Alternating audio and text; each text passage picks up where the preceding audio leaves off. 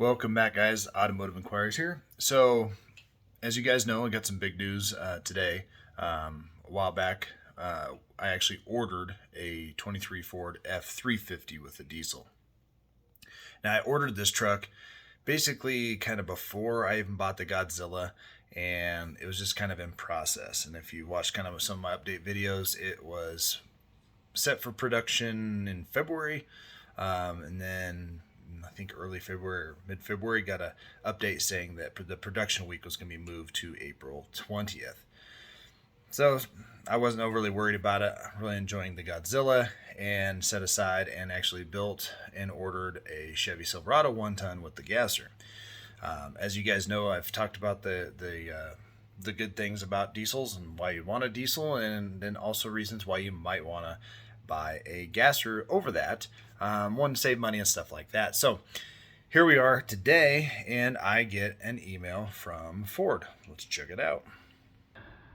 So back in, like I said, February, it's bumped to April, saying that my production week was actually there. Well, I get this saying that my F-350 is done and shipped.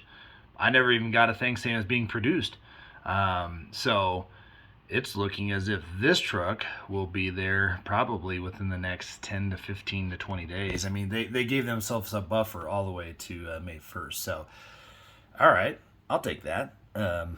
It's quite interesting. What's cool about this is once you go into tracking your order, you can actually pull it up and see some of the logistics on it. So you can see, oh, I ordered it on 12/24, so not a bad turnaround time considering it was pushed back and then bumped up. But some of my watchers have actually said that their orders were also bumped up, but there was a lot of heavy restrictions when it comes to the ordering. Some of those restrictions were, of course, engine choices, packaging options. So if you're kind of looking for like a real basic truck and an XL with, say, a gasser, you're pretty much in good condition to go ahead and do that order. However, they put a restriction on the 6.8. Now, if you guys go to the Ford building configurator, so a couple months ago, you could build anything non-dually F-350 and down with a 6.8. That was the standard motor. That was Ford's plan. So that was going to be the base motor replacing the 6.2, and the 7.3 was going to be a slight pay up, like an option like $1,700 or $2,400. I don't even remember. I have to look at my window sticker. Nonetheless, now if you go to the configurator, you can't get the 6.8 gas in anything but an XL. So my guess is because if you watch my restrictions video on ordering processes, the 6.8 had like a 1% production rate, meaning, 1% restriction, production, whatever you want to call it. But basically 1% of the trucks ordered with the 6.8 could be produced. So you might end up with kind of like a unicorn if you were able to get, say, an XLT or a Lariat with the 6.8 liter. Now, the good thing is, here's also a bonus. I don't think that'll continue into next year. I think they'll change that back. So you have an opportunity now where they're saying the 7.3 is now the standard motor on XLT and above. So this year, for sure, and Ford may keep rolling this, but I'm sure they wouldn't just produce the 6.8, which is a fantastic motor. If you watch my other video, I got my hands on one the other day. I would take that over the 7.3, just because it's supposed to get what do they say, like 2% better fuel economy, or sorry, 10 to 15% better fuel economy, which can round between 1.5 and 2 miles per gallon. So that's also pretty awesome. So, but to be able to get a 7.3 at no cost while they get the production stuff figured out, that's pretty fantastic. So now I got this truck coming. I got the Chevy order, which I put a deposit on, and I got the Godzilla. So my main goal was to put two gassers against each other.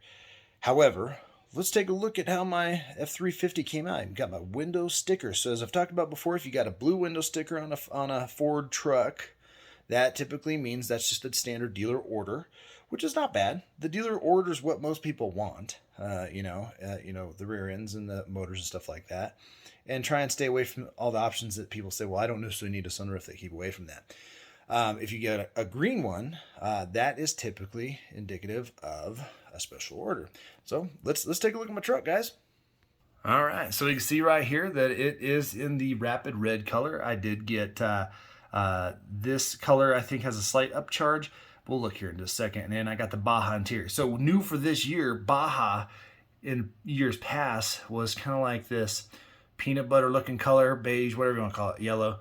And the whole interior was basically that, except for a few black tinges. Well, this year the seats are actually kind of black on the sides, and then Baja on the thing. And hey, and we can talk about the front fascia of this truck and whether you dig it or you don't. Gosh, I mean, every time I see one, I'm like, I don't think I like it. And then I see it in this red, and I think I like it. So I don't really know. I'm not a fan of the way they did the back steps on there, but I do love that it has the tailgate step and these side steps, so I don't have to use this if I got this truck. And I have these. Some people are banging on it because it's boxy. I mean, you're looking at a Ford. That's kind of their thing. So I don't know about that. But nonetheless, they were telling me when I ordered it, if I ordered it with a spray and bed liner, that this would hold it up. So I omitted this, but made sure I got the puck system in this truck. Although I do believe that the one I put in the F-250, the 22, I put that in myself. It was a Ford OEM puck system. I think it's probably going to be the same. So you could probably buy the 22 parts and put them in there, but you won't know until you get in there or see if they can cross-reference it. So, but yeah, I mean, it's a really good looking F-350. I do love the black sport package, but that again was a restriction, so I didn't go that direction. But yeah, all in all, it's pretty cool to see that it's being built. There's the inside, like I talked about, where they did the two-tone on it. And this color is not for everybody. I know some guys are like, that color's hideous. I get it. But when I was younger, I didn't like it. But now I'm getting older, I'm starting to want to change up. I've had lots of black interiors or dark interiors, so I like light gray and I like this. But the way they flashed it up, really do dig it. And then see how you kind of get the stripe here on the Lariat, and then these side bolsters. I mean, it just gives it a little bit of a jazz different up, but very reminiscent of the F-150, obviously. And then I'm torn on this productivity screen, but nonetheless, that's what that bad boy looks like. And then you can actually go down here and look at all the actual packages that I got on here, and what's part of it. Interesting though, this one right here, this trimmer with chrome package discount. I didn't order it with a trimmer or anything, and I haven't seen this in a build thing, so I'm not sure what that's going to show up on the truck as. You don't even see it on the window sticker, but it is part of the option stuff. So you can click through here. So if you get your final build stuff, you can go through here and see all that. But what's cool is I can actually pull up the window sticker, and like I said, I mean, it's pretty cool. So if you go down here, you'll see right here, special order, pretty cool. But this is, yikes, this is a hefty beast. This was, in retrospect, my 2016 Ram Mega Cab Dually Cummins diesel maxed out was the same price. So I guess we're talking 5 years, 6 years later, whatever. But all right, so we cruise over here, and then like I said, some of the great things that I like here. I got my Rapid Red, got the Baja leather. Yeah, Rapid Red was a $495 upcharge.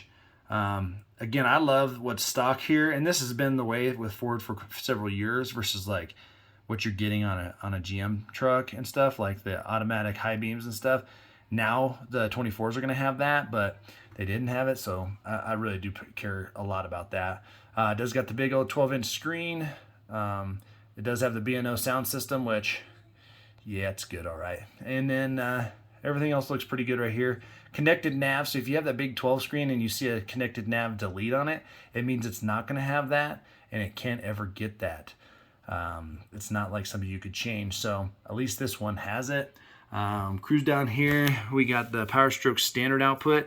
I don't even need a diesel. The Godzilla is more than enough. But, the HO was like another couple grand. It was like $12,900.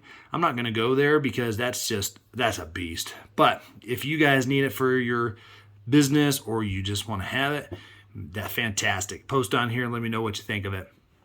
I got the Torqueshift. People like to bang on me here for the 331, but you're more than welcome to go to the towing specs sheet, and going from this one to the 355, I think is your other option. Not a big difference in towability, but what you will see on the 331 is, yeah, you may not think it's going to have the juice going up the mountains, but the fuel economy is going to be better on that. So I've had that in several trucks, and that's what I like, so that's what I ordered. Got the chrome package. Don't necessarily need that, but as part of that, you do get these 20-inch chrome aluminum wheels. I'm interested to see what that looks like, and I'm hoping that this is the Goodyear tires that are currently on my next one. FX4, I enjoy that package. I like that. And then we got this 12,000 GVWR package, engine block heater. That's a no-nonsense thing. Fifth wheel hitch prep package. Now, I do already have the ball and the hooks that go in those pucks, so didn't need that again. Roof marker lamps, got to have that. And then we got the wheel aligners front and rear. I can put those in the rear. They always come on the front, but figure while they're doing it, might as well. What's cool about this year, 360-degree cameras, standard on Lariat and up. Or if you get the STX package on the XL, you do get the 360 camera as part of that. So I don't know if you like driving truck and like squeezing in tight spaces, that is a plus to have. Not a necessity, but I like it. Lariat Ultimate package. So this was a little bit more than my other one that I had. And I think that's mostly because power running boards are on that. Now, I'm not a fan of folding running boards just because it's a movable part out there. I think that could wear out. But it does look nice when there's no running boards hanging down, getting covered up. And they are pretty much clean whenever they do come down. So that is nice. Tow Tech package, so that's that Pro Trailer Assist. I'm never going to use that. I'm a truck driver, but that's part of that package. So you get it, upfitter switches, never going to use them, but it's part of the package. And then we got the tailgate step. So I think that was pretty cool that we got this today. And it was definitely a surprise. I mean, at this point, I don't know what I'm going to do. I got the Nissan. We're going to trade on one of these guys, whether it be the Chevy or whatever, or maybe this Powerstroke. I guess you guys can let me know what you think we should do. Maybe we should put the Powerstroke against the Godzilla and say, can they both do the same job? We obviously know that diesel is going to smash any gasser out there, right? We know that. I mean, unless I put a supercharger on that Godzilla, night and day. However, if we just put it in real time and take the truck up the mountain at the speed limit, normal, nothing crazy. We're not racing. We're not trying to see, what we can do it in. Maybe it does the same thing. Maybe it does the same job. And I'd be interested to see what everybody thinks. But the Chevy is ordered, but I have not heard anything about the Chevy order whatsoever. I haven't got a VIN. I haven't got a scheduled production date. I don't have the order's even been accepted type thing. So maybe the dealer hasn't put it all the way in or not, but they got my money. So I'm hoping they're getting on that. But that being said, that is the update on my 23 Ford. So if you guys think I should get this and trade the Nissan, we'll put the Godzilla against the Powerstroke. Let's do it. I mean, like I said, it's not going to be who's bigger and more powerful. One's an F-350 diesel and the other one's an F-250 gasser. But at the end of the day, people are sitting there teetering on which one, better gas, better fuel economy, better gas economy, better, ability to pull up in the mountains. I think they're both going to do the job just fine, especially with my small trailer. Now, that being said, the ratings on this 23 F-350 with the standard output Powerstroke are up in the 20s, if I remember right here. Yeah, if I look at here, we are at 22. With the 331, we're at 22,900 with the package I got. And if I would have went with the 355s, I would have been at 22,700. I mean, okay. They're all very similar. The non-conventional tow, it's looking at 23.2 and 23.2 with both rear ends. So again, that rear end is going to get you better fuel economy. And I know what people are going to say. Well, you just got to have the bigger rear end. That's fine. Most semi tractors with their big, huge, super powerful, diesel engines aren't even putting that much power actually to the rear wheels because those rear axle ratios are in the, under 3. And the reason why they're doing it a lot of times is for fuel economy, but they still get moving. They still get the load moving. But this is a smaller truck. And man, you'd be up there for sure getting a 23,000 payload. So nonetheless, guys, do hit the subscribe button, hit the like button, and the notification bell so you can hear about more content that's coming up. I appreciate you guys being here on all my videos. I need to get more and more subscribers. I need to get more and more people liking my videos. Please feel free to comment about your truck and how that's going for you. And trying to put this channel, much higher than it has been. But I had to take a couple weeks to do some stuff with my family, especially my parents. And I'm glad I took the time. But we're back and we're ready to put in some content here. So I appreciate you guys watching. We'll see you on the next one.